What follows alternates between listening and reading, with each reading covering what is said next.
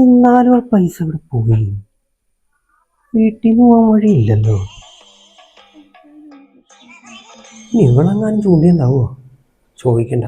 ചോദിച്ചിട്ട് ഇനി പിണങ്ങി കഴിഞ്ഞാൽ ഞാൻ 500-1000 പോകും. എന്തി ആലോചിക്കണേ? അന്ന് ആലോചിക്കാൻ പറ്റിയൊരു ക്വസ്റ്റ്യൻ ഞാൻ തരാം. ചേട്ടാ ഇവിടെ ഇരിക്കും. എന്നതാ? ഫോട്ടോയിലുള്ള പുരുഷനെ ചൂണ്ടിക്കാണിച്ചു മാലതി പറഞ്ഞു, അയാളുടെ ഭാര്യ എന്റെ അച്ഛന്റെ ഒരേ ഒരു മകളാണ്. മാലതിക്ക് അയാളുമായുള്ള ബന്ധം എന്ത്? ഭർത്താവ്. അതെങ്ങനെ ചേട്ടൻ ഇത്ര വേഗം കിട്ടി? ബന്ധങ്ങളെ പറ്റി പറയുമ്പോൾ നമ്മളെ കണക്ട് ചെയ്ത് ചിന്തിക്കണം. അപ്പൊ പെട്ടെന്ന് കിട്ടും. ശരിയാ. ഒന്ന് എറിഞ്ഞ് നോക്കണം. എന്നാ ഞാൻ നിന്റെ അടുത്തൊരു ക്വസ്റ്റ്യൻ ചോദിക്കട്ടെ? ചോദിക്കേ. ഓക്കെ. ചന്ദ്രികയുടെ മകളുടെ അമ്മായിയമ്മയുടെ മോന്റെ ഒരു 500 രൂപ ഓക്കെ ആണോ?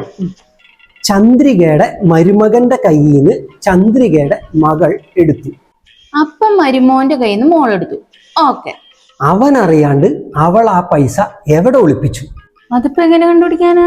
സിമ്പിൾ ആടി തിങ്ക് ചെയ്യും. എങ്ങനെ? ഈ ചന്ദ്രികയുടെ മോള് നീയാണെന്ന് വിചാരിക്കാം. വിചാരിച്ചു. അമ്മായിയമ്മയുടെ മോൻ ഞാനും.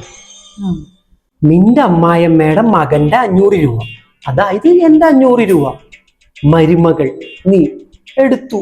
അതെവിടെ കൊണ്ടുവച്ചേക്കും? അത്രേ ഉള്ളൂ. ചോദ്യം മനസ്സിലായി. അതിപ്പോ കെട്ടിയമാര് തീരെ നോക്കാത്ത സ്ഥലത്ത് കൊണ്ടുവയ്ക്കും. നീ ആണെങ്കിൽ അതെവിടെ കൊണ്ടുവന്ന് വയ്ക്കും? ഞാനാണെങ്കിൽ നമ്മുടെ കല്യാണ ആൽബത്തിൽ കൊണ്ടുവയ്ക്കും. ഇതൊന്നും പറയാണ്ട് വേണേ.